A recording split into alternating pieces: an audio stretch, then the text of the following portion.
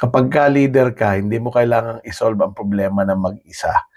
Importante na ma-harness mo, take advantage, leverage on the mental power, ideas, and imaginations of the people around you. One of the biggest mistakes Filipino leaders make is to think na kapag may problema, dapat yung leader ang mag-solve.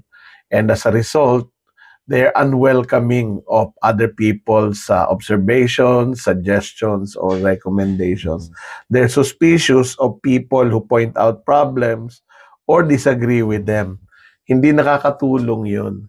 Ano ang dapat nating gawin? This is the first of a series of 5 videos on this topic on the role leaders play in problem solving and decision making.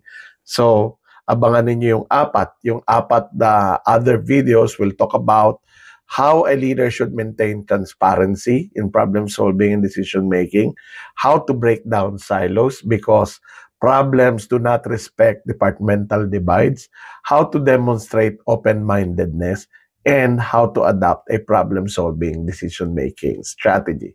Abangan!